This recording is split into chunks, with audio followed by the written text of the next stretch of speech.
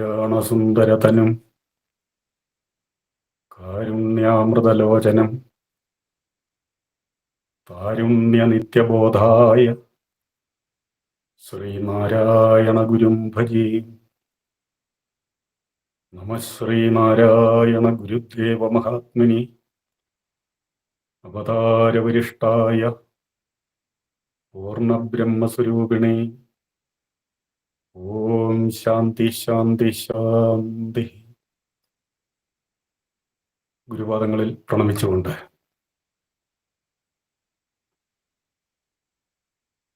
ഗുരുവിൻ്റെ ശിഷ്യപ്രശിഷ്യ പരമ്പരയെ സ്മരിച്ചുകൊണ്ട് എല്ലാവർക്കും ഗുരുകാരുണ്യം നേരുന്നു. ഗുരു പൂർണിമയുടെ ധന്യത ഉണ്ടാകുവാൻ പ്രാർത്ഥിക്കുകയും ചെയ്യുന്നു. സ്നേഹനിധികളായ ശിവഗിരി സാഹോദര്യം സ്മൈൽ കുടുംബാംഗങ്ങളെ, സജ്ജനങ്ങളെ, സി കേശവനെയാണ് നമ്മളിന്ന് ഒരു പാർശ്വ വീക്ഷണം നടത്തുന്നത്. ഇവിടെ അദ്ദേഹത്തിൻ്റെ ജീവചരിത്രം അതിൻ്റെ ക്രമമായി പറയുകയല്ല ചെയ്യുന്നത്. സി കേശവൻ എന്ന പേര് എല്ലാവരും തന്നെ കേട്ടിട്ടുണ്ട്.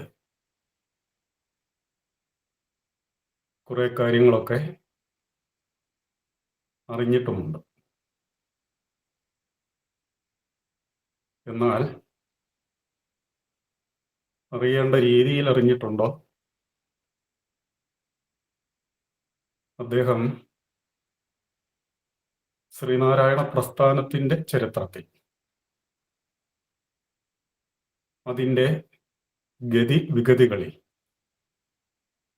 ചെലുത്തിയ നിർണായക സ്വാധീനങ്ങളെക്കുറിച്ച് ചിന്തിച്ചിട്ടുണ്ടോ എന്ന് സംശയമാണ്. സമഗ്രമായ അതിൻ്റെ വിവരങ്ങളൊക്കെ ലഭ്യമാണ്. അതിലേക്ക് നമ്മൾ ശ്രദ്ധിക്കുന്നില്ല എന്ന ന്യൂനത മാത്രമേ കാണുന്നുള്ളൂ.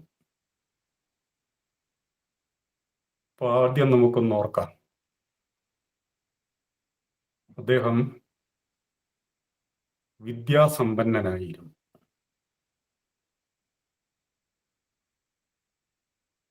വെറുതെ പുസ്തകപ്പുഴുവായി പഠിപ്പിച്ചത് മാത്രം പഠിച്ച് ജയിച്ചു പോരുന്ന ഒരു പ്രകൃതമായിരുന്നില്ല അദ്ദേഹത്തിൻ്റെത്. അദ്ദേഹം ലോകത്തെ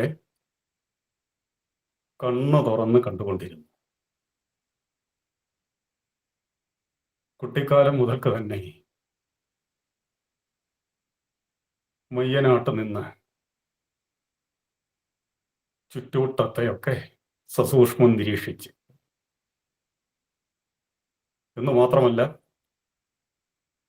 അന്നത്തെ തലമുറയിൽ നിന്നും പിന്നോട്ട് നോക്കി ഭൂതകാലത്തെ പല വിശേഷങ്ങളും മനസ്സിലാക്കുകയും അതിനെയെല്ലാം പലപ്പോഴായി നമ്മുടെ മുമ്പിൽ അവതരിപ്പിക്കുകയും ചെയ്തിട്ടുള്ള ഒരാളാണ്. മഹാവികൃതിയായിരുന്നു അദ്ദേഹം. നാട്ടിൽ അല്പസ്വല്പം ഈ പേരുദോഷമൊക്കെ കേൾപ്പിച്ചിട്ടുമുണ്ട്. ഒരുഴപ്പൻ എന്നുള്ള നിലയിൽ അതെല്ലാം അദ്ദേഹത്തിൻ്റെ ഉള്ളിലെ ഒരു കർമ്മ ചോദന, ഈ സാഹചര്യങ്ങളോടുള്ള പ്രതികരണം, ഇതിനോടൊക്കെ ഉള്ള മൊത്തത്തിലുള്ള ഒരു അനുഭാവമായി കണ്ടാൽ മതി. ആ വികൃതികളെല്ലാം സത്യത്തിൽ ഭാവിയിലെ ഒരു സാമൂഹ്യ പരിഷ്കർത്താവിൻ്റെ, നല്ലൊരു ജനനായകന്റെ വളർച്ചയ്ക്കുള്ള പോഷണമായി തീരുകയായിരുന്നു. അദ്ദേഹത്തെ നാം ഇന്നറിയുന്നത്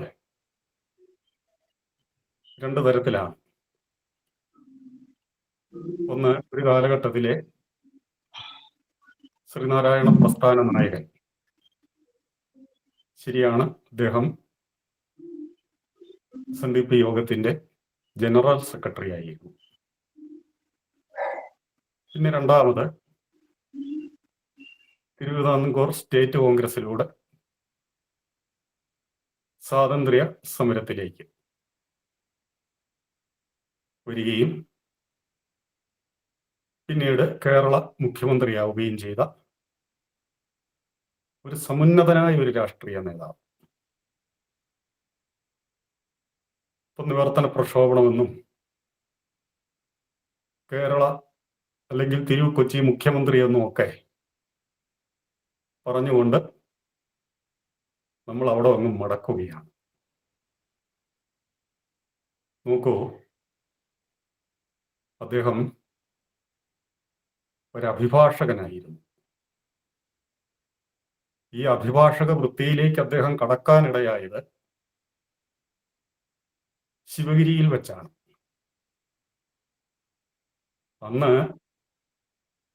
അദ്ദേഹത്തിന്റെ വിവാഹവും കഴിഞ്ഞിരുന്നു എന്ന് ഓർക്കണം.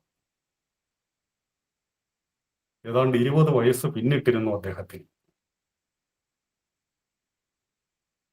അദ്ദേഹം BA ഡിഗ്രി എടുത്തു, ജോലി കിട്ടി.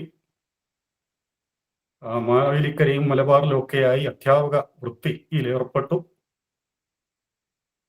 ആ ജോലിയിൽ അദ്ദേഹം ശോഭിക്കുകയും ചെയ്തു. എല്ലാവരുടെയും അംഗീകാരം നേടുകയും ചെയ്തു. ഒന്ന് ചിന്തിച്ചു നോക്കുക, ഒരു ജോലി കിട്ടിയ, അന്നത്തെ കാലത്ത് ഇതുപോലൊരു ജോലി കിട്ടിയ ഒരാൾ ആ ജോലി ഉപേക്ഷിക്കേണ്ടതുണ്ടോ? ഉപേക്ഷിക്കില്ല. പ്രത്യേകിച്ചും C കേശവന്റെ കുടുംബ പശ്ചാത്തലം നോക്കുകയാണെങ്കിൽ അത്ര അതിസമ്പന്നമായ കുടുംബമൊന്നും ആയിരുന്നില്ല. നെയ്ത്തിലൂടെ ഏറെക്കുറെ മുട്ടില്ലാതെ ജീവിച്ചു വന്നു. പക്ഷേ ഈ C കേശവന്റെ പഠനമൊക്കെ പട്ടിണി കിടന്നുകൊണ്ടായിരുന്നു എന്ന് ഓർക്കുക. അപ്പോൾ ആ സാമ്പത്തിക പരിമിതിയും നമുക്ക് ചിന്തിക്കാവുന്നതാണ്. ഒറ്റ ജോഡി ഡ്രസ്സ് കൊണ്ടോ അല്ലെങ്കിൽ 2 ജോഡി ഡ്രസ്സ് കൊണ്ടോ ഒരു കലാശാല വിദ്യാഭ്യാസകാലം പൂർത്തിയാക്കുക എന്ന് പറയുമ്പോൾ എത്ര ഞെരുങ്ങിയായിരുന്നു അദ്ദേഹം വിദ്യാഭ്യാസം പൂർത്തിയാക്കിയത്. ഇങ്ങനെ ഒരാൾ മാന്യമായ ഒരു ശമ്പളം കിട്ടുന്ന അധ്യാപക വൃത്തി ഉപേക്ഷിച്ചത് എന്തിനായിരുന്നു? അപ്പൊ അത് നമുക്ക് പിന്നാലെ ചിന്തിക്കാം. പിന്നെ പ്രത്യേകിച്ച് ഒരു കാര്യം ഓർക്കാനുള്ളത്, ഇദ്ദേഹം ഇടയ്ക്ക് നാട് വിട്ടു പോകുന്നുണ്ട്. അത് ഒളിച്ചോട്ടമല്ല കേട്ടോ. ഒളിച്ചോടാൻ ഇടയായ ഒരു സാഹചര്യം 1920ഓടെയാണ് ഒരു ജാതി ഒരു മതം ഒരു ദൈവം മനുഷ്യനെ എന്ന വിസ്തൃത സന്ദേശം വരുന്നത്. ആ വർഷത്തെ തിരുനാളിലാണ് മദ്യവർജന സന്ദേശവും വരുന്നത്. മദ്യം വിഷമാണ്, അതുണ്ടാക്കരുത്, കൊടുക്കരുത്, കുടിക്കരുത്. പൗരസമത്വ പ്രക്ഷോഭണം കഴിഞ്ഞ് സമുദായം മദ്യവർജന ശ്രമങ്ങളിലേക്ക് കടക്കുകയാണ്. അതിന് നേതൃത്വം കൊടുക്കുന്നത് TK മാധവനാണ്. സമുദായത്തെ ആകെ ഉണർത്തുവാനും ആവേശഭരിതമാക്കുവാനും കഴിഞ്ഞ ഒരു പ്രസ്ഥാനമായിരുന്നു ഈ മദ്യവർജന പ്രസ്ഥാനം. അപ്പോൾ ഇവിടെ മുമ്പും ഇനി മുന്നോട്ടും ഉണ്ടാകാൻ പോകുന്നത് പോലെ ഭരണകൂടത്തിന്റെ ഒരു ഇടപെടലുണ്ടാകുന്നുണ്ട്. ഈ സമുദായങ്ങൾ ഇങ്ങനെ എന്തെങ്കിലുമൊക്കെ ചെയ്യുമ്പോൾ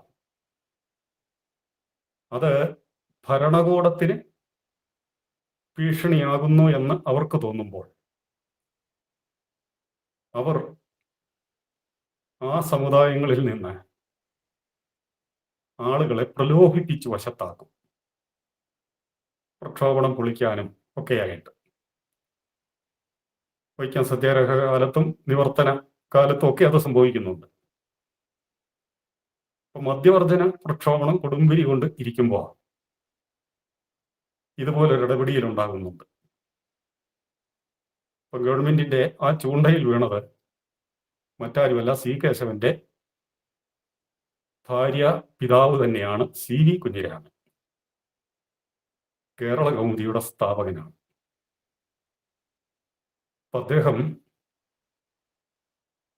ആ ചൂണ്ടയിൽ വീണു എന്ന് പറയാം. അപ്പൊ മദ്യവർജന ശ്രമങ്ങളെ ഒരേ സമയം തല്ലിക്കൊണ്ടും തലോടിക്കൊണ്ടും അദ്ദേഹം ഒരാളുടെ ലേഖനം പ്രസിദ്ധപ്പെടുത്തി. ആ ലേഖനകർത്താവ് സി വി കുഞ്ഞിരാമനുമായി സൗഹൃദമുള്ള ഒരാളായിരുന്നു. ഇപ്പൊ മദ്യവർജന പ്രക്ഷോഭണത്തിനിടയ്ക്ക് ഈഴവരുടെ ഇടയിൽ ആശയക്കുഴപ്പം ഉണ്ടാക്കാനും ഒക്കെ ഇടയാക്കിയത്. കാരണം ബഹുഭൂരിപക്ഷം ഈഴവരും ഈ മദ്യമായിട്ട് ബന്ധപ്പെട്ട് നിൽക്കുന്നവരാണെന്നൊരു അപവാദം ഇന്നുമുണ്ട്, ശരിയല്ലെങ്കിലും. പക്ഷേ ഈ വ്യവസായത്തിൽ ഏർപ്പെട്ട് നിൽക്കുന്നവർ കൂടുതലും ഈഴവരായതുകൊണ്ട് ഈഴവരിലേക്ക് വന്നു ചേരേണ്ട ധനാഗമന മാർഗം അടയുകയാണ് എന്നൊരു ധാരണ, അതിനകത്ത് ന്യായമുണ്ട്. അത് ഏറെക്കുറെ ശരിയാണെന്ന് എല്ലാവരും ധരിക്കാനിടയായി. പക്ഷേ ഗവൺമെന്റ് ഈ പ്രലോഭനമായിട്ട് മുന്നോട്ട് പോവുകയാണ്. ഇതിന് ഏതെങ്കിലും തരത്തിൽ ഒന്ന് തണുപ്പിക്കുകയാണെങ്കിൽ എക്സൈസ് ഡിപ്പാർട്ട്മെന്റ് കുറെ ആളുകൾക്ക് ജോലി കൊടുക്കാമെന്നൊരു വാഗ്ദാനവും കൂടി വെച്ചു. അപ്പൊ അവിടെ സമൂഹത്തിൽ പരന്ന ഒരു വലിയൊരു തെറ്റിദ്ധാരണ, സി വി കുഞ്ഞിരാമനാണ് ഇതിനിടപെടുന്നത്, അദ്ദേഹത്തിന്റെ മകളുടെ ഭർത്താവാണ് സി കേശവൻ. തന്റെ മകളുടെ ഭർത്താവിന് ഉന്നതമായ ഒരു ജോലി സമ്പാദിക്കാൻ വേണ്ടിയിട്ടാണ് സി വി കുഞ്ഞിരാമൻ ഈ നിലപാടെടുത്തതെന്നൊരു തെറ്റിദ്ധാരണ പരക്കെ പരന്നു. മാന്യമായ അധ്യാപക വൃത്തി കഴിഞ്ഞുകൊണ്ടിരിക്കുകയാണ് അക്കാലത്ത് സി കേശവൻ. അദ്ദേഹം ഇതറിഞ്ഞു, വളരെ നിരാശപ്പെട്ടു. അദ്ദേഹം സ്വാഭാവികമായിട്ടും ക്ഷുഭിതനായി. അദ്ദേഹം എടുത്ത ഒരു കടുത്ത തീരുമാനം ഈ നാട് വിട്ടു പോവുക എന്നുള്ളതായിരുന്നു. അത് വെറുതെ ഒരു പോക്കല്ല, കൃത്യമായ ഒരു കണക്കൂട്ടൽ അദ്ദേഹത്തിനുണ്ട്. നെയ്ത്ത് അദ്ദേഹത്തിന് നല്ല വശമായിരുന്നു. നെയ്ത്തിന്റെ എല്ലാ വശങ്ങളും അറിയുകയും ചെയ്യാം. നെയ്ത്ത് വ്യവസായത്തിന്റെ എല്ലാ സാധ്യതകളും അരച്ച് കലക്കി കുടിച്ചു നടക്കുകയാണ് ആ യുവാവ്. ഈ നെയ്ത്തിലും മറ്റും ആധുനിക സങ്കേതങ്ങൾ പ്രയോഗിക്കുന്നതിനെ കുറിച്ചും വിശാലമായി അന്വേഷിക്കുകയും വായിക്കുകയും ചെയ്തുകൊണ്ടിരുന്ന ആ യുവാവ് പലതും മനസ്സിലാക്കിയിരുന്നു. ഈ സാധ്യതകളെല്ലാം പ്രയോജനപ്പെടുത്തി ബർമ്മയിൽ വ്യാപാരം നടത്താനാണ്. ഇവിടെ നിന്നും ആ രീതിയിൽ തയ്യാറാക്കുന്ന ജൗളിത്തരങ്ങൾ ബർമ്മയിലേക്ക് കയറ്റുമതി ചെയ്യുന്നതിനുള്ള സാഹചര്യം തേടിയാണ് അദ്ദേഹം പോകുന്നത്. അപ്പോ ഒരു വാശിക്ക് ആ നാട് വിടുക എന്നുള്ളത് മാത്രമല്ല, ആ നാട് വിടുമ്പോൾ വ്യക്തമായ ഒരു ലക്ഷ്യം കൊണ്ടാണ് അദ്ദേഹം പോകുന്നത്. അവിടെ ചെന്നു, കണക്കൂട്ടലൊക്കെ തെറ്റി. പലരും അവിടെ പോയി രക്ഷപ്പെട്ടിട്ടുണ്ട്. പക്ഷേ സി കേശവന്റെ സമയം ശരിയല്ലായിരുന്നു. അദ്ദേഹം പരാജിതനായിട്ടാണ് മാസങ്ങൾക്ക് ശേഷം മടങ്ങി വരുന്നത്. അപ്പോഴേക്കും മൊത്തത്തിൽ സമൂഹത്തിന് മനസ്സിലായി സി കേശവന്റെ ആത്മാർത്ഥത. അപ്പൊ ഇതിവിടെ ചൂണ്ടിക്കാണിക്കുന്നത് അദ്ദേഹം എത്ര അഭിമാനിയായിരുന്നു എന്ന് കാണിക്കാനാണ്. അദ്ദേഹത്തിന്റെ ഒരു ജീവിത സവിശേഷത ഇതായിരുന്നു. അദ്ദേഹത്തിന്റെ പിതാവ് മരിച്ചപ്പോൾ സി കേശവൻ അന്ന് യുവാവാണ്. ഏതാണ്ട് 18 വയസ്സ് ഏതാണ്ടാകുന്നതേ ഉള്ളൂ. അദ്ദേഹം വാവിട്ട് നിലവിളിച്ച് കരഞ്ഞു. വാവിട്ട് നിലവിളിച്ച് കരഞ്ഞു. അദ്ദേഹം ആത്മകഥയിൽ സൂചിപ്പിക്കുന്നത്, ഇത്ര സത്യസന്ധനായ ഒരു മനുഷ്യനെ ഞാൻ ഇന്നേ വരെ കണ്ടിട്ടില്ല, ഇനി ഒട്ട് കാണുമെന്നും തോന്നുന്നില്ല. സത്യസന്ധനായ ആ അച്ഛന്റെ മകൻ അതുപോലെ തന്നെ സത്യസന്ധനായിരുന്നു.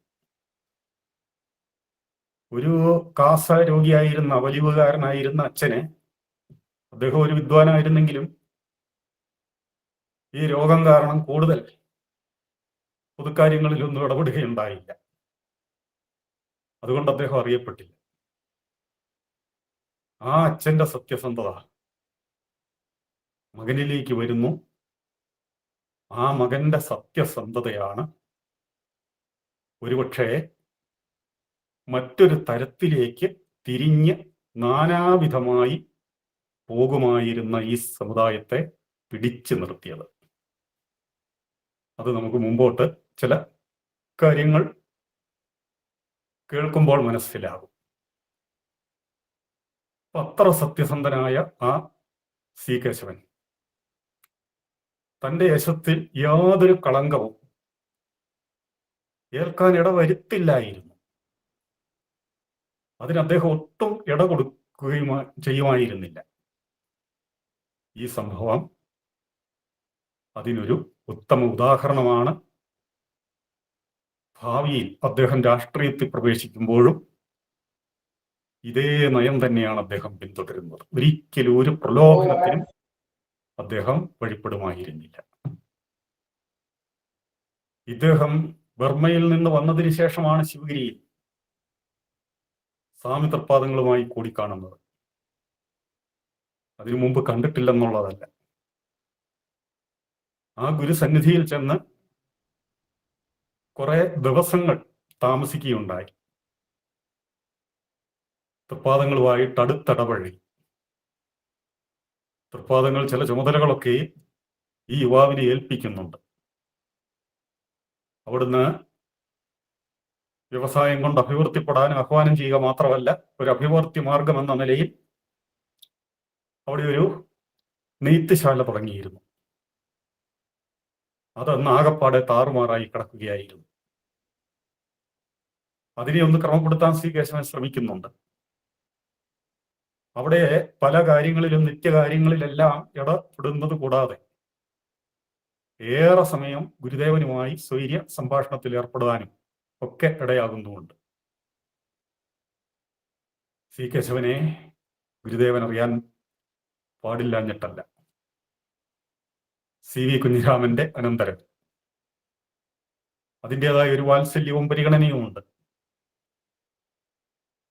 കേശവന്റെ ഉള്ളിൽ കിടക്കുന്ന എല്ലാ പ്രതിഭകളെയും, ബഹുമുഖ പ്രതിഭയായിരുന്ന അദ്ദേഹം, വലിയ ഒന്നാം തരം കലാകാരൻ, ഭാഷയുടെ മർമ്മമറിഞ്ഞ ഒരു സാഹിത്യം അദ്ദേഹം രചിച്ചിട്ടില്ലാത്തത് കൊണ്ടാണ്. പക്ഷേ സാഹിത്യകാരൻ, അത് സംസ്കൃതത്തിൽ മാത്രമല്ല വിശ്വസാഹിത്യത്തിലേക്ക് തന്നെ ശ്രദ്ധയൂന്നിയ ഒരു നല്ലൊരു സഹൃദയനായിരുന്നു,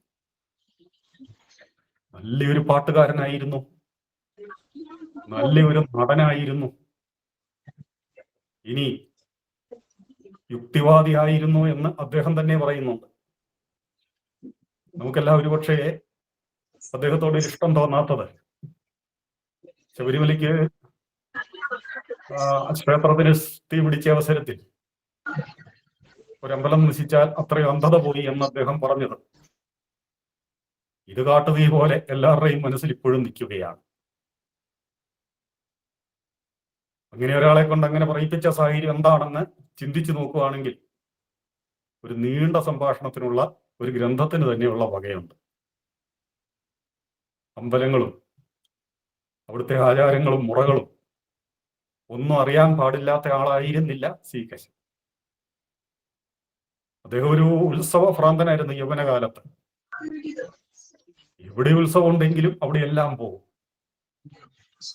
എന്ന് മാത്രമല്ല, കുറേയേറെ സ്തോത്രങ്ങൾ അദ്ദേഹത്തിന് അറിയാമായിരുന്നു, പുരാണ കഥകൾ അതുപോലെ അറിയാമായിരുന്നു. പാലക്കാട് അധ്യാപക വൃത്തിയിൽ കഴിഞ്ഞുകൂടുന്ന കാലത്ത് അദ്ദേഹം ഭഗവത്ഗീത മുഴുവൻ കാണാതെ പഠിച്ചത്രേ. അതിൽ അദ്ദേഹത്തിന്റെ ഇഷ്ടപ്പെട്ട ചില അധ്യായങ്ങളുണ്ട്. അത് ഇടയ്ക്കിടയ്ക്കൊക്കെ ഇങ്ങനെ ഉരുവിട്ടുകൊണ്ട് നടക്കുമായിരുന്നു. ഭക്തന്മാര് എന്ന് പറയുന്ന എത്ര പേർക്ക് അതൊക്കെ സാധിച്ചിട്ടുണ്ട്. എന്ന് മാത്രമല്ല, അന്ന് തീരെ ദുർലഭമായിരുന്ന വിവേകാനന്ദ സാഹിത്യ സർവസ്വം മദ്രാശിയിൽ നിന്നും വരുത്തി അത് മുഴുവൻ പരീക്ഷയ്ക്ക് പഠിക്കുന്നത് പോലെ അദ്ദേഹം ഇരുന്ന് പഠിച്ചത്രേ. അപ്പൊ എന്തെല്ലാം ഇതുപോലെ വായിച്ചിട്ടുണ്ടാകുമെന്ന് നമുക്ക് ലക്ഷ്യമില്ല. ഇതെല്ലാം അദ്ദേഹത്തിന്റെ ആദർശത്തെ കൂടുതൽ തെളിച്ചെടുത്തു, സ്ഥൈര്യത്തെ ഒന്നുകൂടി ഉറപ്പിച്ചു, ആദർശബോധത്തെ ഒന്നുകൂടി ഉജ്ജ്വലമാക്കിയെന്ന് നിസ്സംശയം പറയാം. അതല്ലാതെ എന്തിനേയും അന്ധമായിട്ട് എതിർത്തുകൊണ്ട് നടന്ന ഒരാളല്ലായിരുന്നു സി കേശവൻ. ഇങ്ങനെയുള്ള ഒരു കേശവനാണ് ഇപ്പോൾ ഇതാ തൃപ്പാദങ്ങളോടൊപ്പം കുറെ നാളുകളാണെങ്കിലും അവിടെ ചെലവഴിക്കുന്നത്. ഒരു വേള നിമിത്തവശാൽ സി കേശവനെ അറിയാവുന്ന ഗുരുദേവന്റെ ഒരു ഗൃഹസ്ഥ ശിഷ്യൻ അവിടെ വരുന്നു. ഒരു വൈദ്യരാണ് അദ്ദേഹം. ഈ കേശവന്റെ പഠനകാര്യം തുറന്നു പഠിക്കുന്നതിന്റെ ഒരു കാര്യം തൃപ്പാദങ്ങളുടെ കേക്കൽ തന്നെ പറയുകയുണ്ടായി. കേശവൻ നിയമം പഠിച്ചാൽ കൊള്ളാം. അപ്പൊ അതിനോട് അനുകൂലിച്ചുകൊണ്ടായിരുന്നു ഗുരുദേവന്റെ ഒരു പ്രതികരണം. കേശവനില്ല പഠിക്കാമല്ലോ. ഉടൻ തന്നെ വിനീതനായി കേശവൻ ഒഴിഞ്ഞു. എനിക്കതിൽ അഭിരുചിയില്ല സ്വാമി, പഠിക്കണം, നന്നായി വരും. അടുത്ത് ഒരു 12 രൂപയോളം ഇരിപ്പുണ്ടായിരുന്നു അത്രേ. അതെടുത്ത് കേശവന്റെ കയ്യിൽ കൊടുക്കുന്നു. അത് ആയിട്ടാണ് കേശവൻ നിയമ പഠനത്തിന് പോകുന്നത്. അദ്ദേഹത്തിന്റെ ഭാര്യ വാസന്തി അമ്മ അധ്യാപക വൃത്തിയിലൂടെ അല്പം പണം സമ്പാദിക്കുന്നുണ്ട്. അവരും നന്നായി പ്രോത്സാഹിപ്പിച്ചു.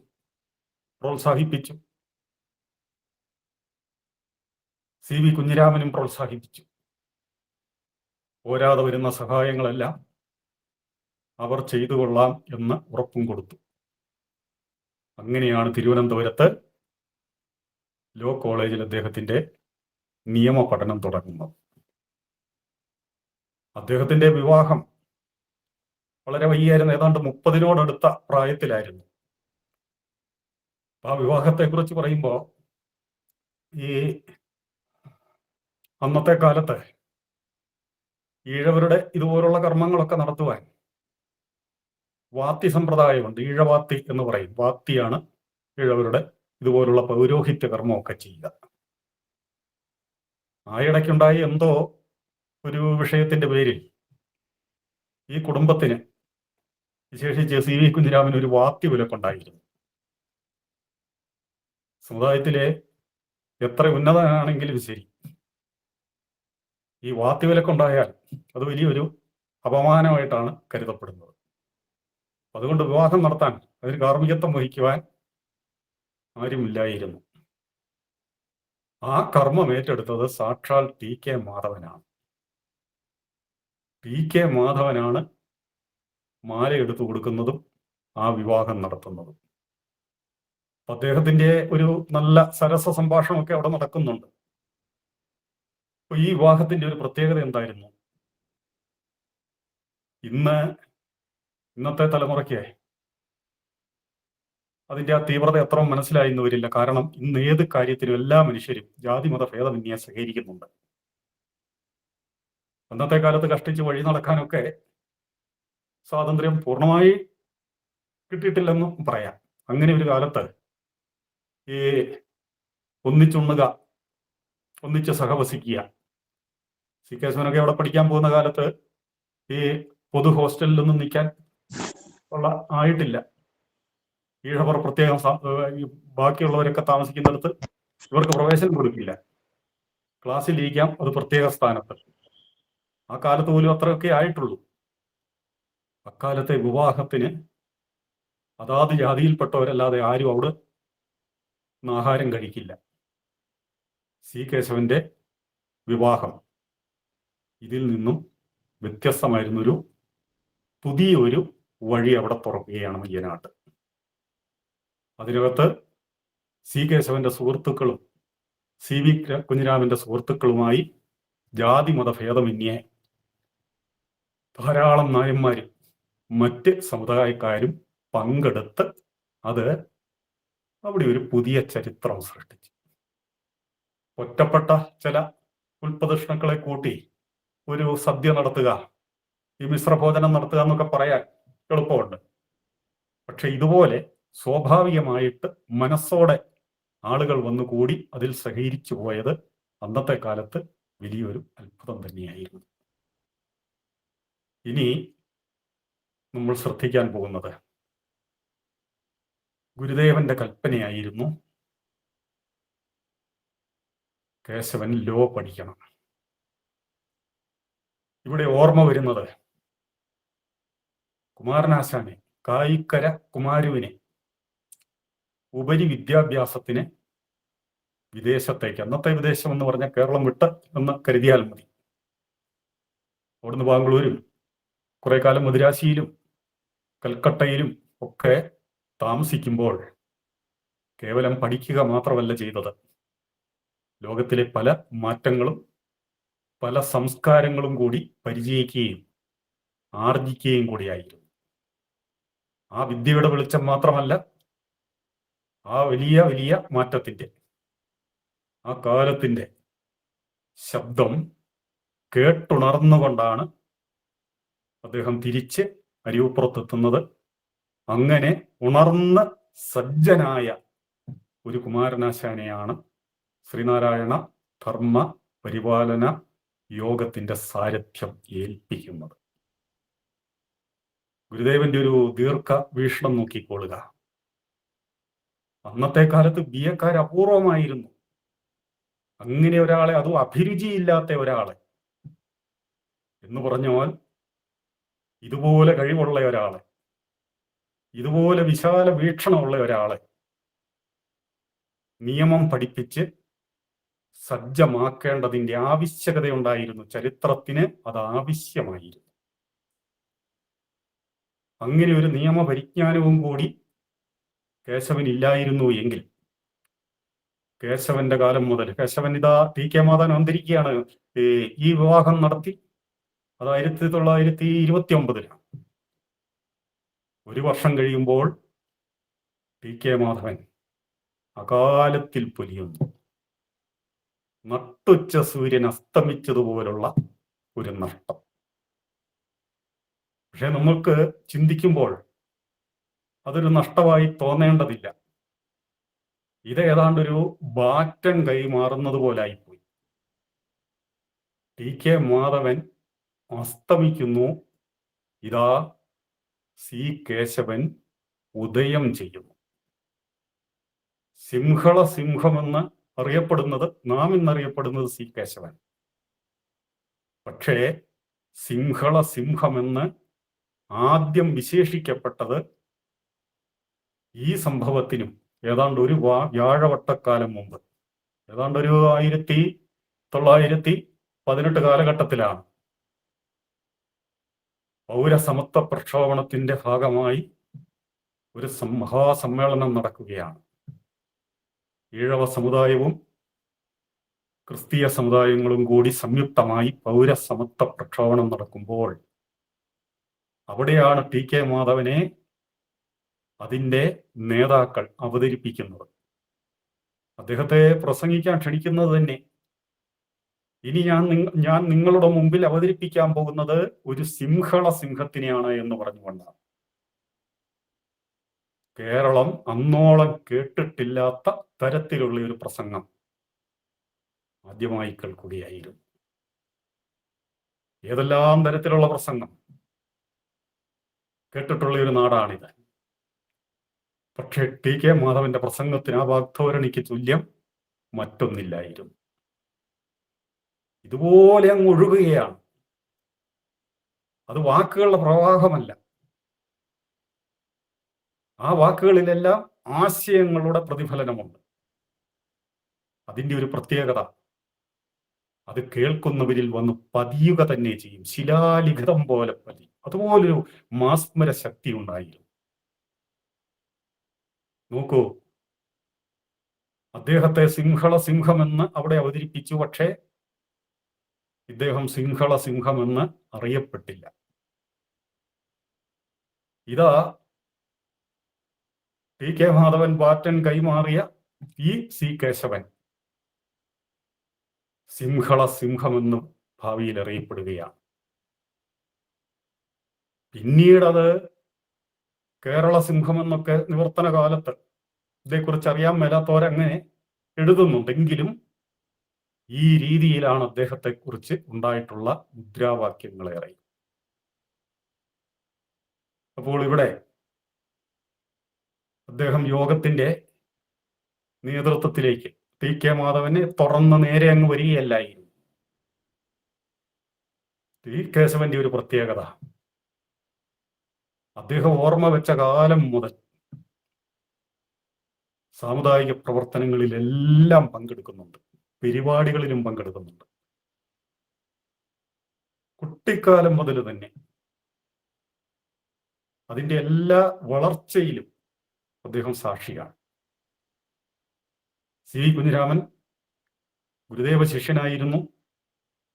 അദ്ദേഹം ഇതിൻ്റെ ഒരു നിർണായക സ്ഥാനത്ത് എക്കാലവും ഉണ്ടായിരുന്നു. അതുകൊണ്ട് അമ്മാവനിൽ നിന്നും കേൾക്കുന്ന കാര്യങ്ങളെല്ലാം ആ കുട്ടി ശരിക്കും ഉൾക്കൊള്ളുന്നുണ്ട്. ഏതാണ്ട് 1920 ആകുമ്പോൾ 19 കഴിഞ്ഞു, 19 ആശാൻ സ്ഥാനം ഒഴിയുന്നു.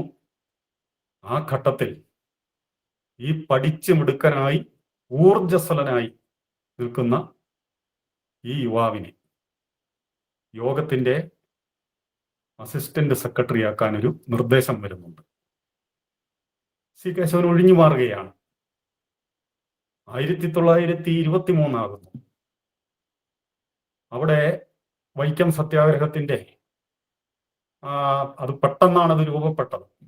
ക്ഷേത്ര പ്രവേശനത്തിന്റെ ആ പ്രക്ഷോഭണമൊക്കെ ഇങ്ങനെ കൊടുമ്പിരി കൊണ്ട് നിൽക്കുന്ന അവസരത്തിൽ കൂടിയ യോഗവാർഷികം. അവിടെ സി കേശവനെ യോഗം ജനറൽ സെക്രട്ടറി ആക്കാനുള്ള ഒരു നിർദ്ദേശവും വരുന്നുണ്ട്. എല്ലാവർക്കും അത് സമ്മതമായിരുന്നു. എൻ കുമാരനാണെന്ന് ജനറൽ സെക്രട്ടറി. അദ്ദേഹത്തിന് നല്ല ഭാവിയുണ്ട്, മിടുക്കനാണ്, ഉദ്യോഗം ലഭിക്കാൻ സാധ്യതയുണ്ട്. മറ്റൊരാളെ കണ്ടു വേണോ അദ്ദേഹത്തിന് ഒഴിയുവാൻ. അങ്ങനെ ഒരു സാഹചര്യത്തിലാണ് ഇങ്ങനെ ഒരു ആലോചന വരുന്നത്. അദ്ദേഹം ഒഴിയുകയാണ്. 'ചുരുക്കി പറഞ്ഞാൽ, ഒരൗദ്യോഗിക സ്ഥാനത്തേക്കും വരുവാൻ അദ്ദേഹം ഇഷ്ടപ്പെട്ടിരുന്നില്ല എന്നുള്ളതാണ്. ഇദ്ദേഹം കൊല്ലത്ത് അഭിഭാഷക വൃത്തിയിലേക്ക് ഏർപ്പെടുന്നു. ഒരു 1-2 കൊല്ലക്കാലം അങ്ങനെ പോകുന്നുണ്ട്. അത് പ്രസിദ്ധനായ EV കൃഷ്ണപിള്ളയുടെ ഒക്കെ കീഴിലാണ്. ഏതാണ്ട് അഭിഭാഷക വൃത്തിയിൽ ഏർപ്പെട്ടിരിക്കുന്നതിൽ ബഹുഭൂരിപക്ഷവും നായർ സമുദായത്തിൽപ്പെട്ട അതിപ്രഗത്ഭന്മാരായിരുന്നു. അവർക്ക് സി കേശവനെ ഉൾക്കൊള്ളുന്നതിന് യാതൊരു വൈമനസ്യവും ഉണ്ടായില്ല. അതുപോലെ ഒരു പ്രതിഭാശാലിയായിരുന്നു. ഇദ്ദേഹം തന്നേക്കാൾ താണവനാണല്ലോ എന്നൊരു ചിന്ത ചില സാമുദായിക കാര്യങ്ങളോ പൊതുക്കാര്യങ്ങളോ ഒക്കെ വരുമ്പോൾ ഇങ്ങനെ പരാമർശം പലരിൽ നിന്നുണ്ടായെങ്കിലായി എന്നുള്ളതല്ലാതെ വ്യക്തിപരമായിട്ട് സി കേശവന് ഒരവഗണന പോലും പറ്റിയിട്ടില്ല. അത്രയും ആളുകളുടെ സൗഹൃദവും ആദരവും എന്നും കൂടി പറയാം പിടിച്ചുപറ്റാൻ യുവാവായ ആ അഭിഭാഷകന് സാധിച്ചു എന്നുള്ളതാണ്. ആ ഇടയ്ക്ക് ഒരു ചെറിയ സംഭവം ഉണ്ടാകുന്നുണ്ട്. ഇപ്പോൾ ഭരണ സംവിധാനം അന്ന് ഈ നിയമസഭയുണ്ട്, പ്രജാസഭ എന്നൊക്കെ പറയും, ശ്രീമൂലം പ്രജാസഭ, പിന്നെ അതിനൊരു ഉപരിസഭയൊക്കെ ഉണ്ട്. അതിൻ്റെ ഒരു പരിഷ്കരണമൊക്കെ ഇടയ്ക്ക് വന്നായിരുന്നു. പക്ഷേ ഒരിക്കലും ഈ ഈഴവർ തൊട്ടുള്ളവർക്ക് ജയിച്ചു കയറാൻ പാകത്തിലല്ലായിരുന്നു അതിൻ്റെ ഘടന. കാരണം എല്ലാവർക്കും വോട്ട് ചെയ്യാൻ പറ്റില്ല. അത് കരം അടയ്ക്കുന്ന ആ തോതനുസരിച്ചാണ് വോട്ടവകാശം. അങ്ങനെയുള്ളവർ വളരെ ചുരുക്കമായതുകൊണ്ട് ഒരിക്കലും ജയിച്ചു കയറാനുള്ള വോട്ട് അന്നത്തെ കാലത്തെ ആ ജാതി വിട്ട് ആരും ഒന്നും ചെയ്യില്ല. എന്തിൻ്റെയും അടിസ്ഥാനം ജാതിയാണ്. അവരവരുടെ ജാതിക്കാർക്ക് മാത്രമേ വോട്ട് ചെയ്യാൻ തുനിയാറുള്ളൂ. അപ്പോ ഈഴവർക്ക് പ്രത്യേകമായി ഈ മണ്ഡലങ്ങൾ ഒഴിച്ചിടണമെന്നുള്ള ആവശ്യം ഉയർന്നു തുടങ്ങി. അന്നേരം ഗവൺമെന്റ് പറയുന്ന ന്യായം അത് ചില ഇടങ്ങളിൽ നിന്ന് ഈഴവർക്ക് സ്വയം ജയിച്ചു കയറാവുന്നതേ ഉള്ളൂ. ശരിയാണ്, ഈഴവർക്ക് ഭൂരിപക്ഷമുള്ള പ്രദേശങ്ങളുണ്ട്, പക്ഷേ വോട്ടവകാശമുള്ളവരില്ല. ഇതൊക്കെ വെറുതെ പറയുന്ന ഓരോ ന്യായങ്ങളാണ്. അപ്പം മതിപ്പുള്ള ഒരു സ്ഥാനാർത്ഥിയെ നിർത്തിയാൽ ജയിപ്പിച്ചെടുക്കാവുന്നതേ ഉള്ളൂ എന്നൊരു വാദം വന്നപ്പോൾ സമുദായത്തിലെ ആ പ്രശസ്തിയിലും ബഹുമാന്യതയിലും ഉച്ചസ്ഥായിയിൽ നിന്ന് ഒരു മഹാനെ തന്നെ ഈഴവ സമുദായം എന്നല്ല SNDP യോഗം സ്ഥാനാർത്ഥിയാക്കി നിർത്തി. അതാരായിരുന്നു? സാക്ഷാൽ മഹാകവി കുമാരനാശാൻ. അദ്ദേഹം സർവ്വകാലവും ആദരിക്കപ്പെടുന്ന അംഗീകരിക്കപ്പെടുന്ന ആളാണെന്ന് ഓർക്കണം. കുമാരനാശാനെ നിർത്തിയാൽ എങ്ങനെയിരിക്കുമെന്ന് അറിയാൻ വേണ്ടി ഒരു പരീക്ഷണം. ആശാൻ നിന്നു, നല്ല രീതിയിൽ പ്രചരണം നടത്തി. ആശാന്റെ പ്രശസ്തിയുടെ ഒരു 1000-1 പോലും ഇല്ലാത്ത ഒരു ആളോട് ആശാൻ തോറ്റുപോയി. ആശാന്റെ കഴിവുറവുകൊണ്ടായിരുന്നു. അത്ര പ്രഗത്ഭനായ ഒരാളെ പോലും തിരഞ്ഞെടുക്കാനുള്ള പ്രബുദ്ധത മറ്റു സമുദായക്കാർ കാട്ടിയില്ല. കേശവനെ ഇരുത്തി ചിന്തിപ്പിച്ച ഒരു കാര്യമാണത്. ഇത് ആശാൻ മരിക്കുന്നതിന് 1923 ഇത് നടക്കുന്നത്. അന്ന് സി കേശവൻ നെഞ്ചിലേറ്റിയ ഒരു സ്വപ്നമുണ്ട്.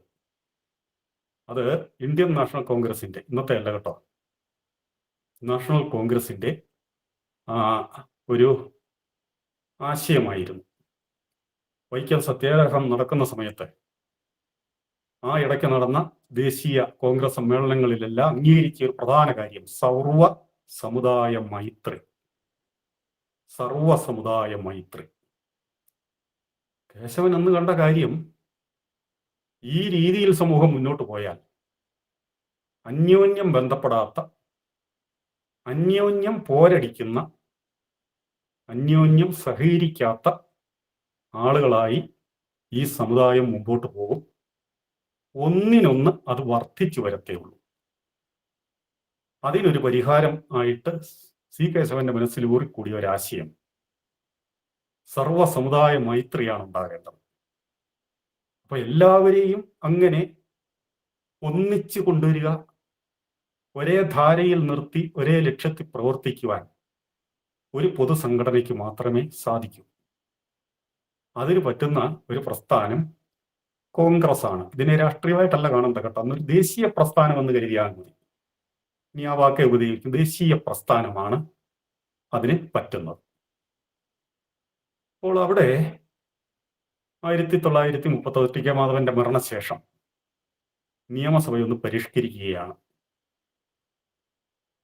അവിടെ ഈഴവർക്ക് കൂടി പ്രവേശനം കിട്ടുന്ന രീതിയിൽ മുസ്ലിങ്ങൾക്കും ക്രിസ്ത്യാനികൾക്കും ആ പരാതിയുണ്ട്. അവർക്കും കൂടുതൽ ആളുകളെ ജയിപ്പിക്കാൻ പറ്റുന്നില്ല. ഏതാണ്ട് ബഹുഭൂരിപക്ഷം മണ്ഡലങ്ങളും നായന്മാർ കൈയടക്കുകയാണ്.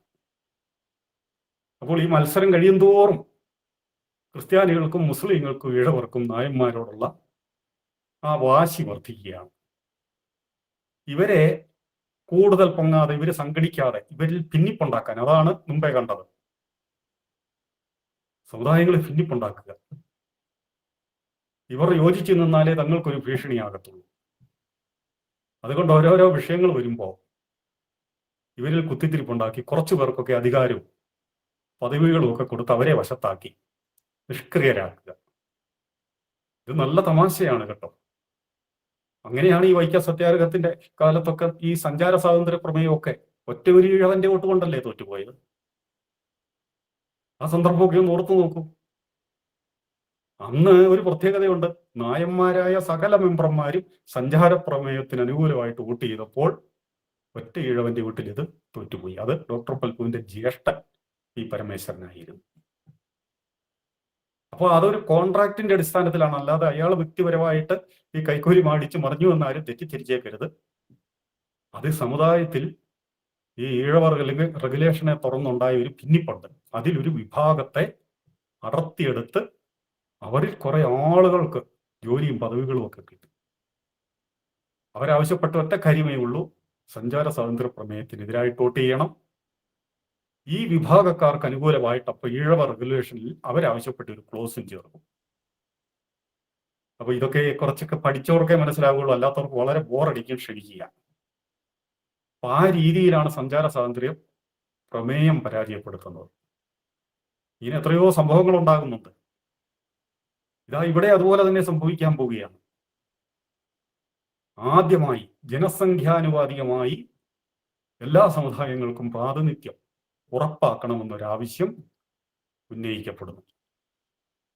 അപ്പം ഏതാണ്ട് അധികാരം കൂടുതൽ അതൊക്കെ കൈവശം വെച്ചിരിക്കുന്ന ഈ രാജാവെന്നും ദിവാനെന്നും ഒക്കെ നമ്മൾ പറയുമ്പോൾ ഇവരെയെല്ലാം ചുറ്റിപ്പറ്റി അധികാര കേന്ദ്രങ്ങളിൽ ഇരിക്കുന്നത് ബഹുഭൂരിപക്ഷവും നായന്മാരാണ്. പരദേശ ബ്രാഹ്മണരും ഉണ്ട്. അവരൊരു കൈയായി നിന്നുകൊണ്ട് ഇതിനകത്തോട്ട് മറ്റ് സമുദായക്കാർക്ക് പ്രവേശനം കൊടുത്താൽ ഇവരുടെ അത്രയും കുറയും. ഇതായിരുന്നു അവരുടെ ലാക്ക്. പ്രിയമുള്ളവരെ, ഇവിടെ സംഭവിക്കുന്നത് സമുദായ പ്രാതിനിധ്യവാദം ഉയരുന്നു. അന്ന് സി കേശവൻ ചിന്തിച്ചത് ഇത് ജാതിയെ ഒന്നുകൂടി ഊട്ടി ഉറപ്പിക്കുകയാണ്. അപ്പൊ അതുകൊണ്ട് ഒരു ഉദാര മനസ്ഥിതി ഈ നായന്മാർ കാണിച്ചാൽ, പരദേശ ബ്രാഹ്മണർക്ക്, അവർക്ക് ഈ നാടിനോട് അങ്ങനെ വിധേയത്വമൊന്നുമില്ല. അവര് പരദേശത്തു നിന്ന് വന്നു ഉദ്യോഗം ഭരിക്കുന്നു, ഉദ്യോഗം കഴിഞ്ഞു അവർ ആ പരദേശത്തേക്ക് തന്നെ മടങ്ങിപ്പോകുന്നു. ഈ നാട്ടിൽ വസിക്കുന്നു നായന്മാർ തന്നെയാണ്. അപ്പൊ ഇദ്ദേഹം ആ ഇടയ്ക്ക് ഈ നായർ സമൂഹമായിട്ട് നല്ല ബന്ധങ്ങൾ ഉണ്ടാക്കിയതിന്റെ പ്രധാനപ്പെട്ട പ്രമാണിമാരെല്ലാം സി കേശവന്റെ സുഹൃത്തുക്കളായി തീർന്നു. കൃഷ്ണൻ കൗരവസഭയിലേക്ക് ദൂതുപോയ പോലെ കേശവൻ ഒരു പരിശ്രമം നടത്തുകയാണ്. ഏതാനും സീറ്റുകൾ ഈഴവ സഹോദരങ്ങൾക്കായി നിങ്ങളൊന്ന് ഒഴിഞ്ഞു കൊടുത്താൽ അത് സമുദായ മൈത്രിക്ക് ഒരു കാരണമാകും. ഈഴവ സമുദായത്തിന് നിങ്ങളോടൊരു കടപ്പാടും ഉണ്ടാകും. അപ്പൊ ആ രീതിയിൽ ഒന്ന് സഹകരിച്ചു പോകണം. അപ്പോൾ അതിനോടകം വലിയ പുരോഗമനവും ദേശീയവാദവും ഒക്കെ മുഴക്കിയിരുന്ന നേതാക്കളുണ്ട് ഈ വക്കീലന്മാരുടെ ഇടയിൽ.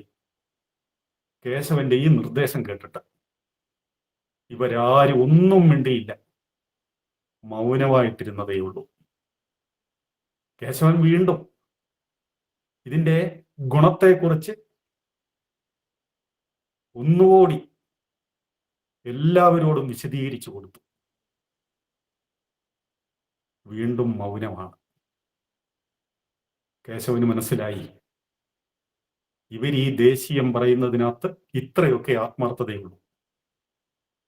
ദേശീയ പ്രസ്ഥാനത്തിന്റെ പേരിൽ ഓരോ സ്ഥാനങ്ങൾ വഹിക്കുക, പ്രമാണിമാരാവുക എന്നുള്ളതൊഴിച്ചാൽ ഇവർക്ക് സമൂഹത്തെ ഒന്നായി കാണുവാൻ ഇവർക്ക് സാധ്യമല്ല. ഇവരൊരിക്കലും ജനസമൂഹത്തെ ഒന്നായി കാണില്ല. ഇങ്ങനെയുള്ളവർ വളർന്ന് വളർന്ന് ഇനി ഒരു സ്വാതന്ത്ര്യ ഉദയം ഉണ്ടാകുന്ന ഒരു കാലം വരും. അതിനി ഒരു 10-15 കൊല്ലം കൂടെ കഴിയണം. എന്നിരുന്നാലും ഇന്ത്യ സ്വതന്ത്രമാകുന്ന ഘട്ടത്തിൽ ഇതുപോലുള്ള മനസ്സ് മാറാത്ത, പഴഞ്ചനായിട്ട് ജീവിച്ചുകൊണ്ട് പുരോഗമനം പറഞ്ഞുകൊണ്ട് പ്രവർത്തിക്കുന്ന ആളുകൾ ഇങ്ങനെയുള്ള ദേശീയ പ്രസ്ഥാനത്തിന്റെ തലപ്പത്തിരുന്നാൽ, പ്രവർത്തകരായിരുന്നാൽ ഇതെക്കാലവും അധസ്ഥിതരായിട്ടേ കിടക്കുകയുള്ളൂ എന്ന് സി കേശവന് മനസ്സിലായി. ഇതാണ് നമ്മൾ മനസ്സിലാക്കേണ്ട മർമ്മപ്രധാനമായ കാര്യം. സി കേശവനെ പോലെ ഒരാൾ ഇങ്ങനെ ചിന്തിച്ചു എന്ന് പറയുമ്പോൾ അത് നോക്കണം. സ്വതന്ത്ര ബുദ്ധിയായ ആൾ, ലോകമാകെ വിശാലമായി വീക്ഷിക്കുന്ന ഒരാൾ, അത് രാഷ്ട്രീയ സാംസ്കാരിക ചലനങ്ങൾ അത്രയും അപ്പപ്പോൾ മനസ്സിലാക്കാൻ കഴിവുള്ള ഒരാൾ, അങ്ങനെ ഒരാൾ സമുദായവാദവുമായി അഥവാ സമുദായ സംവരണവാദവുമായിട്ട് ഇറങ്ങണമെങ്കിൽ നോക്കണം എത്ര അളമുട്ടിയിട്ടായിരിക്കാം. അതുകൊണ്ട് സമുദായവാദം നടത്തുന്നതും സമുദായ സംവരണം പഴഞ്ചനായി പോയി എന്ന അഭിപ്രായമുള്ളവർ ഒന്നുകൂടി ഒന്ന് ചിന്തിക്കണം. അന്നത്തെ അവസ്ഥയും ഇന്നത്തെ അവസ്ഥയും മാറിയിട്ടുണ്ട്. അത് മറന്നുകൊണ്ടല്ല പറയുന്നത്. സി കേശവൻ അങ്ങനെയാണ് സമുദായ രംഗത്തേക്ക് വരുന്നത്. ഇത് നമ്മൾ ഈ സി കേശവന്റെ ആത്മകഥയൊക്കെ വായിച്ച് നല്ലപോലെ മനസ്സിലാക്കേണ്ട ഒരു വസ്തുതയാണ്. അതിന് സാഹചര്യമുള്ളവരെല്ലാം അത് ചെയ്യണമെന്നും കൂടി ഒരു നിർദ്ദേശം വെക്കുകയാണ് ഈ കൂട്ടത്തിൽ. അപ്പോൾ ഇവിടെ പ്രധാനപ്പെട്ട ഒരു പ്രതിബന്ധം വരുന്നുണ്ട്. ഈ സമുദായ സംവരണവാദത്തെ അട്ടിമറിക്കാൻ വേണ്ടി അന്ന് CP ദിവാനായിട്ടില്ല കേട്ടോ. ഇതിന്റെ ഈ പിന്നണിയിലേ ഉള്ളൂ, ഉപദേശകനും ഒക്കെ ആയിട്ടേ ഉള്ളൂ. ഗവൺമെന്റ് ഒരു കുതന്ത്രം എടുക്കുകയാണ്. SNDP യോഗം തന്നെ ഉന്നയിച്ച ഒരു വാദമാണ്, ജനസംഖ്യാനുപാതികമായിട്ട് ഏതാനും സീറ്റുകൾ പരിഷ്കരിച്ച നിയമസഭയിൽ തങ്ങൾക്ക് വേണം. അപ്പോൾ നായന്മാർ അതിലെ അപകടം മണത്തു. ന്യായമായ ആവശ്യമാണ്. കാരണം അംബേദ്കർ തൊട്ട് ചില കോൺഗ്രസ് നേതാക്കൾ പലയിടത്തും ഈ വാദം ഉന്നയിച്ചു തുടങ്ങി. ചില നാട്ടുരാജ്യങ്ങളിലൊക്കെ, ചില ബ്രിട്ടീഷ് പ്രോവിൻസുകളിലൊക്കെ ഇത് അംഗീകരിച്ചും തുടങ്ങിയിട്ടുണ്ട്. അപ്പം ന്യായമായ കാര്യമാണെന്ന് അവർക്കറിയാം. അവർ വക്കീലന്മാരാണ്, അവർക്കറിയാൻ മേലാടുകയല്ല. അപ്പോൾ അവർ എടുത്ത ഒരു നയം സമുദായ നേതൃത്വത്തെ വലവീശി പിടിക്കുക. CV കുഞ്ഞിരാമൻ അന്ന് ജനറൽ സെക്രട്ടറിയാണ്. സാക്ഷാൽ N ഗോവിന്ദൻ ജഡ്ജി അന്ന്, അല്ല P മാധവൻ വൈദ്യർ അന്ന് യോഗം പ്രസിഡന്റുമാണ്. P മാധവൻ വൈദ്യർ എന്ന് പറഞ്ഞാൽ കുമാരനാശാനെ താങ്ങി നിർത്തിയ ഡോക്ടർ പൽപ്പുവിന്റെ അനുജൻ. അദ്ദേഹത്തിന്റെ വീട്ടിൽ താമസിച്ചുകൊണ്ടായിരുന്നു കുമാരനാശാൻ ഓഫീസില്ലാതെ, താമസ സ്ഥലമില്ലാതെ ഏതാണ്ട് ഒരു 10-15 കൊല്ലത്തോളം SNDP യോഗത്തെ നയിച്ചത്. കുമാരനാശാൻ ഈ ദേശം തോറും സംഘടനാ പ്രചരണത്തിനൊക്കെ പോകുമ്പോൾ, പരിപാടികൾക്കൊക്കെ പോകുമ്പോൾ ഈ P മാധവൻ വൈദ്യരാണ് യോഗത്തിന്റെ ആസ്ഥാനം എന്ന നിലയിൽ അദ്ദേഹത്തിന്റെ വൈദ്യശാലയിൽ ഇരുന്നു കൊണ്ട് യോഗത്തിന്റെ കാര്യങ്ങളെല്ലാം ചെയ്തത്. അദ്ദേഹത്തെ ആരും തെറ്റിദ്ധരിക്കരുത്. ശുദ്ധനായ മനുഷ്യൻ, നല്ലവനായ ഒരു മനുഷ്യൻ, ആത്മാർത്ഥതയുള്ള മനുഷ്യൻ, കൂടുതൽ വിവാദങ്ങൾക്കൊന്നും ഇടവരാത്ത മനുഷ്യൻ. ഗുരുദേവൻ സ്വാമി തൃപ്പാദങ്ങൾ ഈ സമാധിയായി. തൃപ്പാദങ്ങളുടെ പ്രത്യേകത എന്തായിരുന്നു? സ്ഥിരാധ്യക്ഷനായിരുന്നു. സമാധിയോടെ ആ അധ്യക്ഷ സ്ഥാനം ഒഴിവ് വന്നപ്പോൾ ഗുരുദേവന്റെ പിൻഗാമിയായി ആ കസേരയിൽ സമുദായം ഇരുത്തിയത് ഈ പി മാധവൻ വൈദ്യരെയാണ്. ഇവരെയാണ് ഭരണകൂടം വിലക്കെടുക്കുന്നത്. വിലക്കെടുക്കുക എന്ന് പറഞ്ഞാൽ എങ്ങനെ? സ്വകാര്യമായിട്ട് ക്ഷണിക്കുന്നു, അവർക്ക് പല വാഗ്ദാനങ്ങളും ചെയ്യുന്നു. ഈ സമുദായ പ്രാതിനിധ്യവാദത്തിൽ നിന്ന് ഒഴിഞ്ഞു നിൽക്കണം എന്ന് അവരെ ശട്ടം കെട്ടുന്നു, അവരതിന് വഴിപ്പെടുന്നു. ഈ വാദം ഉന്നയിച്ച യോഗത്തിന്റെ നേതാക്കൾ തന്നെ ഇതിനെതിരെ എഴുതാനും തുടങ്ങി, പ്രസംഗിക്കാനും തുടങ്ങി. ഇവിടെയാണ് സി കേശവൻ നിർണായക ദൗത്യവുമായിട്ട് രംഗപ്രവേശം ചെയ്യുന്നത്. സി കേശവനെ പോലൊരാളില്ലായിരുന്നു എങ്കിൽ വഴിതെറ്റിപ്പോയ ആ നേതൃത്വം അത് അതുവഴി ഏതെല്ലാം തരത്തിലായിരിക്കും പിന്നീട് പ്രവർത്തിച്ചു പോവുക. ഇവിടെ സി കേശവൻ അതിന് ചെയ്ത പ്രവർത്തനങ്ങൾ അത് രോമാഞ്ചജനകമാണ്. ഈ പഴയ തലമുറയെ പൂർണ്ണമായി വിശ്വസിച്ചുകൂടാ എന്ന് അദ്ദേഹം ഇതിനോടകം മനസ്സിലായി കഴിഞ്ഞിരുന്നു. അദ്ദേഹം യുവജനങ്ങളെ സംഘടിപ്പിച്ചു. ഈഴവ രാഷ്ട്രീയ സഭ എന്ന് പറഞ്ഞാൽ SNDP യോഗം സമുദായ സംഘടനയായതുകൊണ്ടും രജിസ്റ്റേർഡ് ഒരു കമ്പനി ആയതുകൊണ്ടും അതിന് ചില പരിമിതികളുണ്ട്. അതിനെ മറികടന്നുകൊണ്ട് പ്രവർത്തനം നടത്തുവാൻ അങ്ങനെയൊരു ഈഴവ രാഷ്ട്രീയ സഭ തന്നെ രൂപം കൊണ്ടു. ഇതൊക്കെ രൂപം കൊടുത്തത് ഇതാ മുമ്പ് പറഞ്ഞ യോഗ നേതൃത്വമാണ്. പക്ഷേ അതിനെയെല്ലാം ഇവർ മറികടന്നുകൊണ്ട് ഈ ഭരണകൂടത്തിന്റെ ഇംഗിതമനുസരിച്ച് ഇവർ പോവുകയാണ്. സി കേശവൻ പക്ഷേ ഈ വേദിയെ യുവജനങ്ങളെ സംഘടിപ്പിക്കാനുള്ള ഒരവസരമായി കണ്ട് അദ്ദേഹത്തിന്റെ തീപ്പൊരി പ്രസംഗങ്ങളാണ് പിന്നെ കാണുന്നത്. നോക്കൂ സഹോദരങ്ങളെ, തികഞ്ഞ യുക്തിവാദിയായ ഒരു മനുഷ്യന്റെ വാക്കുകൾക്ക് എന്ത് വിലയുണ്ടായെന്നറിയണമെങ്കിൽ അടുത്ത യോഗ വാർഷികം കൂടുമ്പോൾ ഈ കുതന്ത്രശാലികളായ ഈ CP അടക്കമുള്ളവരെ എല്ലാം നോക്കണം. പോലീസുകാരും മഫ്തിയിലുണ്ടായിരുന്നു, അന്നത്തെ പോലീസ്, ഇതിനെ സ്വാധീനിക്കാൻ. ഇവരുടെ വരുതിയിൽ തീരുമാനം കൊണ്ടുവരാനും നേതൃത്വം ഇവരുടെ കൈപ്പിടിയിൽ ഒടുക്കുവാനും. ഇതിനെയെല്ലാം മറികടന്നുകൊണ്ട് ഈ മനുഷ്യന്റെ ഒറ്റ പ്രയത്നം കൊണ്ട് ആ യോഗ വാർഷികത്തിൽ ഇതാ ഈ വഴി വിട്ടുപോയ ആ യോഗ നേതൃത്വവും ഒന്നുമല്ലാതായി പോയി. ആരെങ്കിലും ഇതിന്റെ നേതൃത്വം പകരം ഏറ്റെടുത്തേ തീരുവാനുള്ളായിരുന്നു.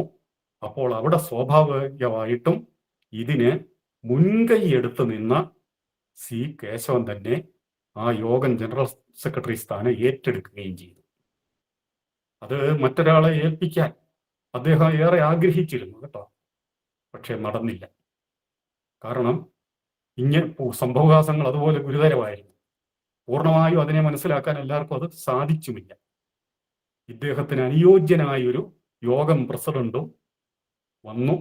അത് മലബാറിൽ നിന്നുള്ള മിതവാദി സി കൃഷ്ണനായിരുന്നു. പിന്നീട് മിതവാദി സി കൃഷ്ണനെ സ്വാഭാവികമായിട്ടും മലബാറിൽ നിന്ന് ഇങ്ങോട്ട് കൂടുതൽ ശ്രദ്ധിക്കാൻ അദ്ദേഹത്തിന്റെ അന്ത്യകാലം ഏതാണ്ട് അടുത്തിരിക്കുകയാണ്. 1938 അദ്ദേഹം അന്തരിക്കുന്നുണ്ട്. ഇത് ഏതാണ്ട് 1933. അദ്ദേഹം ഒരു വലിയൊരു സാമ്രാജ്യത്തിന്റെ അധിപനായിരുന്നു. പത്ര ഉടമയാണ്, ബാങ്ക് ഉടമയാണ്, പേരെടുത്ത ധനികനാണ്. അദ്ദേഹത്തിന്റെ ബാങ്ക് ഒക്കെ ഒന്ന് പൊളിയുകയുണ്ടായി. അതിൻ്റെതായ ഒത്തിരി പ്രശ്നങ്ങളൊക്കെ വന്നു കഴിഞ്ഞപ്പോൾ അദ്ദേഹത്തിന് ഇങ്ങനെയുള്ള കാര്യങ്ങളിൽ കൂടുതൽ ശ്രദ്ധിക്കാൻ പറ്റാതെ വന്നപ്പോൾ ആ കുറവ് നികത്തിയത് സാക്ഷാൽ സഹോദരൻ അയ്യപ്പനാണ്. അദ്ദേഹം പിന്നീട് യോഗം പ്രസിഡന്റ് ആകുന്നുണ്ട്. എന്നിരുന്നാലും ഇദ്ദേഹം കൂടെ കൂടെ ഈ തിരുവിതാംകൂറിലേക്ക് വരികയും സി കേശവന്റെ നിവർത്തന പ്രസ്ഥാനത്തെ അതുപോലെ പിന്തുണയ്ക്കുകയും ചെയ്തു. പ്രിയമുള്ളവരെ, ഇതല്പം പരന്നു പോകുന്ന ഒരു വിഷയമാണ്. ഏതാണ്ട് കാര്യത്തിന്റെ ഏതാണ്ടൊരു ഗൗരവം നമുക്ക് മനസ്സിലായി കാണുമെന്ന് കരുതുന്നു. സി കേശവന്റെ ഈ ഇടപെടിയിലാണ് സത്യത്തിൽ യോഗത്തിന്റെ ഭാവിയെ നിർണയിക്കുന്നത്. ഇല്ലായിരുന്നുവെങ്കിൽ ഇത് ചിതറിപ്പോകുമായിരുന്നു. ഇനി ഒരു കാര്യവും കൂടി സൂചിപ്പിക്കുകയാണ്. അത് മറ്റൊന്നുമല്ല, ആർ ശങ്കർ. അദ്ദേഹം രംഗപ്രവേശം ചെയ്തു കഴിഞ്ഞിരുന്നു. 1909 ശങ്കറുടെ ജനനം. 1891 സി കേശവന്റെ ജനനം. പ്രായത്തിന്റെ അന്തരം മനസ്സിലാക്കാവല്ലോ. ശങ്കർ എന്ന ഒരു മഹാപ്രതിഭ. അദ്ദേഹം സാമുദായിക കാര്യങ്ങളിൽ ഇടപെട്ടിരുന്നില്ല എന്ന് പറഞ്ഞുകൂടാ. പക്ഷേ അദ്ദേഹത്തിന്റെ വിദ്യാഭ്യാസം കഴിഞ്ഞ് അദ്ദേഹവും ഈ വക്കീൽ അഭിഭാഷക വൃത്തിയിലേക്കൊക്കെ ഏർപ്പെട്ട അദ്ദേഹത്തിന്റെ കളരിയും കൊല്ലം തന്നെയാണ്. ഇതുപോലെ കരുത്തുള്ള ഒരാളെ ഈ രംഗത്തേക്ക് കൊണ്ടുവന്നതും സി കേശവനാണ്. ശങ്കർ വന്നില്ലായിരുന്നെങ്കിൽ ഈ സമുദായത്തിന്റെ അവസ്ഥ എന്താകുമായിരുന്നു? സഹോദരങ്ങളെ ഒന്ന് ചിന്തിക്കുക. അത് ശങ്കറുമായിട്ട് വിഭിന്ന തുറങ്ങളിലൂടെയാണ് പിന്നീട് അവർ പോകുന്നത്. പക്ഷെ എന്നാലും ശങ്കർ എന്ന മഹാപ്രതിഭയെ SNDP യോഗത്തിലേക്ക് സി കേശവൻ കൊണ്ടുവന്നില്ലായിരുന്നു എങ്കിൽ സംഭവിക്കുന്നത് ആർ ശങ്കർ കോൺഗ്രസിലെ അധികായനായി തികഞ്ഞ ഒരു രാഷ്ട്രീയ നേതാവായി പോകുമായിരുന്നു. ഇനി 2-3 നുറുങ്ങ് കാര്യങ്ങളൂടെ പറഞ്ഞുകൊണ്ട്, അപ്പൊ ഇതൊന്നും പൂർണ്ണമല്ല. നമ്മൾ വരും ദിവസങ്ങളിലുള്ള കൊച്ചു കൊച്ചു കുറിപ്പുകളൊക്കെ എല്ലാവരും അത് നോക്കി പഠിച്ചു കൊള്ളണം. നമ്മൾ സാധാരണ കാണുന്നത് പോലെ കണ്ടാൽ പോരാ സി കേശവനെ. മറ്റു നേതാക്കളെയൊക്കെ നമുക്ക് എങ്ങനെ വേണേലും പുകഴ്ത്തി പറയാം. പക്ഷേ ഇതുപോലൊരു സന്ധിയിൽ ഇതുപോലൊരു ദൗത്യം, ചരിത്ര ദൗത്യം നിർവഹിച്ച മറ്റൊരാളില്ല. ഇവിടെ TK മാധവൻ ആ സമയത്ത് മരണപ്പെട്ടു എന്ന് പറഞ്ഞല്ലോ. സത്യത്തിൽ സി കേശവനിലൂടെ TK മാധവൻ പുനർജനിക്കുകയായിരുന്നു എന്നുള്ളതാണ് സത്യം. നോക്കൂ, ഗുരുദേവന്റെ അന്നത്തെ ആ ക്രാന്തദർശിത്വം. നിയമം പഠിക്കണം. ഇത്രയും ഉന്നത വിദ്യാഭ്യാസം നേടിയ ഒരാളെ അതിനുപരിയായിട്ടത് പഠിക്കാൻ വിടുകയാണ്. ഇതിന് തുടർച്ചയായിട്ട് ഇനി ഒരു 10-15 കൊല്ലക്കാലം തിരുവിതാംകൂറിൽ നടക്കുന്ന സംഭവങ്ങളുടെ, യോഗ ചരിത്രത്തിലും തിരുവിതാംകൂർ രാഷ്ട്രീയ ചരിത്രത്തിലും നടക്കുന്ന സംഭവങ്ങളുടെ കഥ കൂടി കേട്ടെങ്കിൽ മാത്രമേ ഈ പറയുന്നതിന്റെ രഹസ്യം മനസ്സിലാവും, അതിന്റെ ഗൗരവം നമുക്ക് മനസ്സിലാവും. പ്രിയമുള്ളവരെ, ഗാന്ധിജി ഒരിക്കൽ പറഞ്ഞത്രേ, അധികാരം തേടിപ്പോകരുത്. കേരളത്തിൽ നിന്ന് എന്ന് ഒരു അനുയായിക്ക് കൊടുത്തൊരു ഉപദേശമാണ്. അദ്ദേഹം ഒരു മുദ്രാവാക്യമായി കേരളത്തിലെ കോൺഗ്രസ് വേദികളിലെല്ലാം എഴുതി തൂക്കിയിടുമായിരുന്നെന്നാണ് പറയുന്നത്. അധികാരം തേടിപ്പോകരുത്, അധികാരം ആഗ്രഹിക്കരുത്, അധികാരം താനേ വന്നണഞ്ഞുകൊള്ളും. സി കേശവനെ ഏറ്റവും കൂടുതൽ ആകർഷിച്ച ഒരു ഗാന്ധി വാക്യമാണ്. അദ്ദേഹം പിന്നീട് കൊച്ചി കേരള മുഖ്യമന്ത്രിയാകുകയുണ്ടായില്ല, കുറഞ്ഞൊരു കാലത്തേക്ക് മാത്രം. ഈ കൂട്ടത്തിൽ അതോടെ ഒന്ന് സൂചിപ്പിച്ചു പോകാം. അദ്ദേഹം അന്നത്തെ കാലത്ത് ഇതിനകത്ത് നിൽക്കുന്ന ഗ്രൂപ്പിസവും വടംവലി ഒത്തിരി സംഭവങ്ങളുണ്ട്. ഒന്നാമതുണ്ടായ ജനകീയ മന്ത്രിസഭ 1 വർഷം കൊണ്ട് തല്ലിപ്പിരിഞ്ഞു. പിന്നീടൊരു തെരഞ്ഞെടുപ്പിലൂടെ പുതിയ ഒരെണ്ണം വന്നു, അതും പരാജയപ്പെട്ടു. ഏതാണ്ട് കൊച്ചി സംയോജനം നടന്നു. 140ഓളം അംഗങ്ങളുണ്ട്, ഏതാണ്ട് 100ഓളം അംഗങ്ങളുണ്ട് കോൺഗ്രസിനൊന്ന്. തിരുവിതാംകൂർ സ്റ്റേറ്റ് കോൺഗ്രസ് ആണ് കേട്ടോ. പക്ഷേ സർവസമ്മതമായി ആരെയും 2 മന്ത്രിസഭകൾ പരാജയപ്പെട്ടെന്ന് ഓർക്കണം. മൂന്നാമത് ഒരാളെ കണ്ടെത്താൻ, ഒരാളെ പറയുമ്പോൾ സംഘടിച്ചതിനോട് എതിർപ്പാണ്. ഈ വടംവലിയിലെല്ലാം മടുത്ത് സി കേശവൻ വീട്ടിൽ പോയി വിശ്രമിക്കുക. അദ്ദേഹം അന്ന് സ്റ്റേറ്റ് കോൺഗ്രസിന്റെ പ്രസിഡന്റാണ്. തമ്മിൽ വടം വലിക്കുന്നവർ അവിടെ കിടന്ന് വലിച്ചോട്ട് അദ്ദേഹം മനം മടുത്ത് വീട്ടിൽ പോയിരിക്കുകയാണ്. അപ്പൊ അദ്ദേഹത്തിന്റെ വീട്ടിൽ ഒരു വിശേഷം നടക്കുന്നുണ്ട്. 2 ആൺമക്കളുടെ കല്യാണം ഒരേ സമയത്ത് നടക്കുകയാണ്. 2 മക്കളുടെ കല്യാണം ഒരേ സമയത്ത്. ആ കല്യാണത്തിനെല്ലാം ഒരുക്കങ്ങളെല്ലാം ഏതാണ്ട് പൂർത്തിയായി. സി കേശവന്റെ മകൻ ബാംഗ്ലൂരിൽ നിന്ന് വരണം. വിമാനത്തിലാണ് വരുന്നത്. അത് തമിഴ്നാട്ടിൽ വെച്ച് ആ വിമാനം മലയിലിടിച്ച് തകർന്നു. യാത്രക്കാരെല്ലാം മരിച്ചു. ഈ ദുഃഖവാർത്ത അറിഞ്ഞു. സി കേശവന്റെ മാനസികാവസ്ഥ അറിയാമല്ലോ. അദ്ദേഹം നെഞ്ചത്തടിച്ച് നിലവിളിച്ചു പോയി. കാരണം ഏറ്റവും കൂടുതൽ സി കേശവന് വാത്സല്യം ഉണ്ടായിരുന്ന പുത്രനായിരുന്നു അത്. ആ വീടിനെ ആകെ, ആ നാടിനെ ആകെ ഉലച്ച ഒരു മരണം. അതിലിങ്ങനെ മനസ്താപപ്പെട്ടിരിക്കുന്ന ഈ മനുഷ്യനെ തേടി വരികയാണ് അനുയായികൾ. യാചനയോടെ, പ്രാർത്ഥനയോടെ. കേശവൻ മുഖ്യമന്ത്രി സ്ഥാനത്തേക്ക് വരണം. അദ്ദേഹത്തിന് അതിനെക്കുറിച്ച് ചിന്തിക്കാൻ പോലും ആ മാനസികാവസ്ഥയെ സാധിക്കില്ലായിരുന്നു.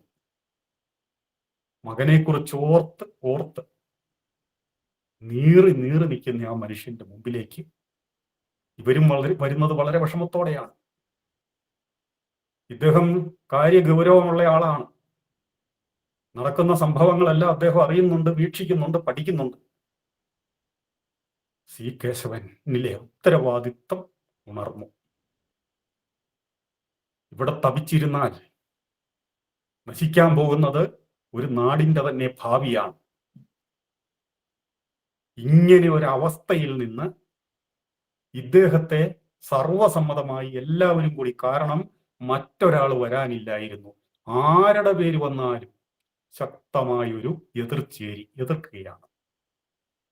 ഇങ്ങനെ സർവസമ്മതനായ ഒരാൾ എന്ന നിലയ്ക്കാണ് സി കേശവനെ എല്ലാവരും ചേർന്ന് മുഖ്യമന്ത്രിയാക്കുന്നത്. മുഖ്യമന്ത്രിയായി എന്ന് നമ്മൾ വെറുതെ അങ്ങ് പറഞ്ഞു പോയാൽ മതി. ഏത് സാഹചര്യത്തിലാണെന്നും കൂടി അറിയണ്ടേ. ഇദ്ദേഹത്തിന്റെ ഒരു പ്രത്യേകത, ഇദ്ദേഹം നല്ലപോലെ ഹോംവർക്ക് ചെയ്യും. അതിനു മുമ്പിരുന്ന പട്ടത്തിന്റെ ഒക്കെ പ്രത്യേകത എന്താണെന്ന് ചോദിച്ചാൽ, ദിവാൻ പോയി ഇദ്ദേഹം വിചാരിച്ചത് അടുത്ത ദിവാൻ ഞാനാണ്, അതിൻ്റെതായ ഏകാധിപത്യവും താന്തോന്നിത്വവും കാണിച്ച് അങ്ങനെയാണ് അത് സഹപ്രവർത്തകർ രാജിവെച്ചത്, തല്ലിപ്പിരിഞ്ഞു പോയത്. സി കേശവൻ അങ്ങനെയല്ലായിരുന്നു. സി കേശവൻ ഇങ്ങനൊരു അധികാരം, ഉത്തരവാദിത്വം എന്ന് പറയാം, അധികാരമല്ല, ഉത്തരവാദിത്വം കിട്ടിക്കഴിഞ്ഞപ്പോൾ അവിടെ തന്നെ ഒരു കാര്യം പ്രത്യേകം ശ്രദ്ധിച്ചോണം. സത്യപ്രതിജ്ഞ കഴിഞ്ഞു. സി കേശവൻ വന്നതിൽ ആവേശഭരിതമായിട്ട് നാടെല്ലാം നല്ല ഉത്സാഹത്തിമുറപ്പിലാണ്. മാലയിട്ട് സ്വീകരിക്കുവാൻ ഇതാ പലരും അനന്തപുരയിൽ ഇങ്ങനെ കാത്തു നിൽക്കുന്നു. സത്യപ്രതിജ്ഞ കഴിഞ്ഞ് അദ്ദേഹം പാഞ്ഞു പോയത് മറ്റൊരു സ്ഥലത്തേക്കാണ്, നേരെ കൊല്ലത്തേക്ക്. ഇതെന്തിനാണ് ഇപ്പൊ അങ്ങോട്ട് പോയത്? അവിടെ SNDP യോഗത്തിന്റെ ഡയറക്ടർ ബോർഡ് കൂടുന്ന ദിവസമായിരുന്നു. പ്രധാനപ്പെട്ട സമുദായ പ്രമാണിമാരെല്ലാം ഒത്തുചേരുന്ന ആ വേദിയിൽ അവിടെ ആ യോഗം നടന്നുകൊണ്ടിരിക്കുകയായിരുന്നു. അവിടേക്കാണ്ട് കേരള മുഖ്യമന്ത്രി ആർഭാടമില്ലാതെ ആഹ്ലാദത്തോടെ കടന്നു ചെല്ലുന്നു. എല്ലാവരും അമ്പരന്നു പോയി. തങ്ങൾ ക്ഷണിച്ചില്ല, വരുമെന്ന് സൂചനയില്ല, തങ്ങളൊന്നും പ്രതീക്ഷിച്ചില്ല. അവിടെ ചെന്നു, സദസ്സാകെ തരിച്ചുപോയി. ഇദ്ദേഹം വികാര നിർഭരനായിട്ടും അതേസമയം അഭിമാനത്തോടെയും പറഞ്ഞത് എന്താണെന്നറിയാമോ? സ്വാമി തൃപ്പാദങ്ങളുടെ അനുഗ്രഹവും എന്റെ സ്വജനങ്ങളുടെ അനുഗ്രഹവുമാണ് എന്നെ ഈ നിലയിലെത്തിച്ചത്. അതിൽ ഞാൻ അഭിമാനിക്കുന്നു. ഇത്ര കറകളഞ്ഞ ഒരു ശ്രീനാരായണ ഭക്തനെ കാണിക്കാമോ ചരിത്രത്തിൽ? സഹോദരങ്ങളെ, നോക്കണം. അന്നത്തെ കാലത്ത് ഇന്നത്തെ യാത്ര വേഗതയൊന്നും അന്നില്ല.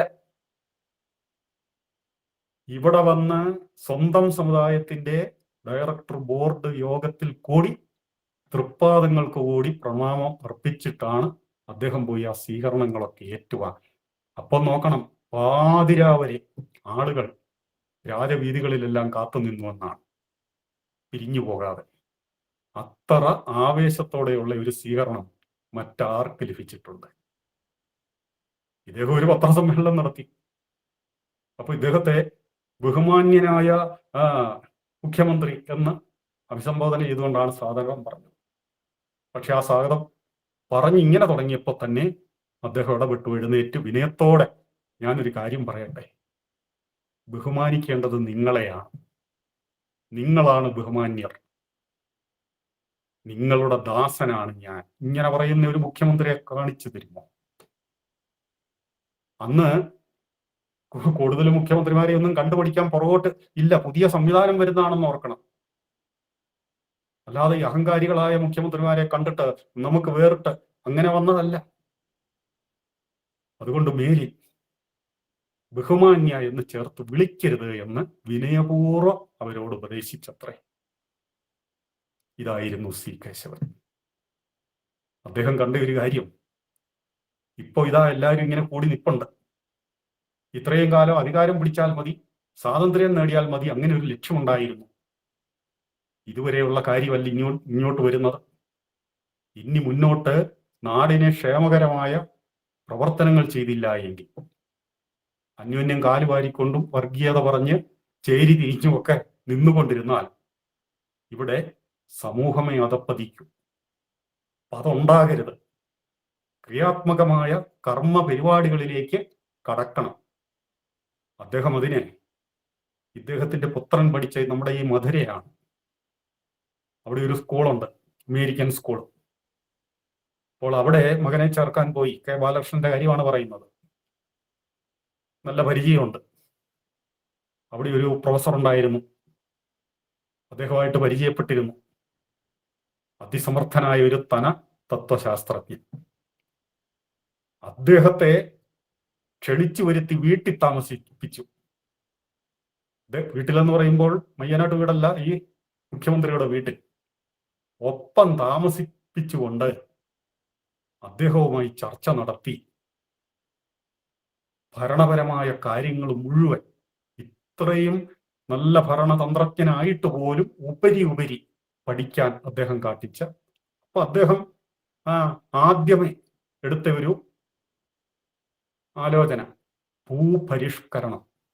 അപ്പൊ നമ്മളൊക്കെ ഇന്ന് പറയുന്നു KR ഗൗരിയമ്മയാണ് ഇത് കൊണ്ടുവന്നത്, ശരിയാണ്. പക്ഷേ ഭൂപരിഷ്കരണത്തിന് അതിൻ്റെ എല്ലാ കാര്യങ്ങളും, അതിന് തുടക്കം കുറിച്ചത് സി കേശവനാണ്. സി കേശവൻ അതിനെക്കുറിച്ച് ശരിക്ക് പഠിച്ചു ഒരു ഭൂവിനിയോഗ ബില്ല് തയ്യാറാക്കുകയും ചെയ്തു. നിർഭാഗ്യവശാൽ അപ്പോഴത്തേക്കും മന്ത്രിസഭ താഴെപ്പോയി. സി കേശവൻ തുടർന്നിരുന്നു എങ്കിൽ നോക്കണം, അതിനും 6 കൊല്ലത്തിന് ശേഷമാണ് നെഹ്റു അപ്പോഴത്തേക്കും പ്രധാനമന്ത്രി ആയി കഴിഞ്ഞിരുന്നു. 52 മുതൽ അദ്ദേഹം 47 മുതൽ അവിടെ കാവൽ മന്ത്രിസഭ പിന്നെ തുറന്ന് 50 റിപ്പബ്ലിക് ആയതു മുതൽ നെഹ്റു തുറന്നു വരികയാണ്. നെഹ്റു പോലും ഈ ഭൂപരിഷ്കരണം എന്നത് പാർലമെന്റിലേക്ക് കൊണ്ടുവരുന്നത് കേശവൻ ഇവിടെ പറഞ്ഞത് 6 കൊല്ലത്തിന് ശേഷമാണ്. ഒന്ന് ഓർത്തു നോക്കൂ. അത്ര അഡ്വാൻസ് ആയിരുന്നു സി കേശവന്റെ കാഴ്ചപ്പാട്. അദ്ദേഹം എല്ലാ കാര്യങ്ങളിലും, ഈ കാര്യങ്ങളിൽ മാത്രമല്ല, അപ്പൊ അത് ജനക്ഷേമം എന്ന് പറഞ്ഞാൽ ജനങ്ങളുടെ കയ്യിലേക്ക് അധികാരം മാത്രമല്ല വരേണ്ടത്, സമ്പത്ത് വരണം, ജീവിത സാഹചര്യങ്ങൾ മെച്ചപ്പെടണം. അപ്പോ ശങ്കർ ഏതാണ്ട് പിന്തുടർന്നത് ഇതിനെയാണെന്ന് പറയാം. എത്രയോ ക്ഷേമ പ്രവർത്തനങ്ങൾ അദ്ദേഹം അതിനെ ഒരുങ്ങുകയുണ്ടായി ഈ 1 കൊല്ലത്തിനോടകം. എന്തെല്ലാം പരിമിതികൾ ഉണ്ടായിരുന്നു അന്നത്തെ കാലത്ത്. അപ്പൊ നമ്മൾ നോക്കുമ്പോൾ ശരിക്കും മലയാളക്കരയ്ക്ക് പ്രയോജനപ്പെടേണ്ടിയിരുന്ന ഒരു മനുഷ്യൻ, അദ്ദേഹത്തിന്റെ എല്ലാ കഴിവുകളും പ്രയോജനപ്പെട്ടില്ല എന്നുള്ളതാണ്. അവസാനമായിട്ട് പറയുന്നത്, ഏതാണ്ട് 1 കൊല്ലക്കാലം മാത്രമേ സി കേശവൻ മുഖ്യമന്ത്രിയായിട്ടിരുന്നുള്ളൂ. അത് നിർജീവമായിട്ടിരിക്കുകയല്ല ഇത്. അപ്പൊ അവിടെയെല്ലാം ഈ ഗ്രൂപ്പിസം അത് കൊച്ചിക്കാരും തിരുവിതാംകൂറും അങ്ങനെ ഒരു ചേരിതിരിവ്. ഇനി അടുത്ത തെരഞ്ഞെടുപ്പ് വരുമ്പോഴത്തേന് ആധിപത്യം സ്ഥാപിക്കാനായിട്ട് മതങ്ങൾ തമ്മിലുള്ള, ജാതികൾ തമ്മിലുള്ള പോരാട്ടം, അങ്ങനെയെല്ലാം ഇതിനകത്ത് കലങ്ങി മറിയാണ്. ആർക്കും ഭരണത്തിലോ ഭരണ കാര്യങ്ങളിലോ ഒന്നുമല്ല ശ്രദ്ധ, അടുത്ത ആധിപത്യം ഉറപ്പിക്കുക.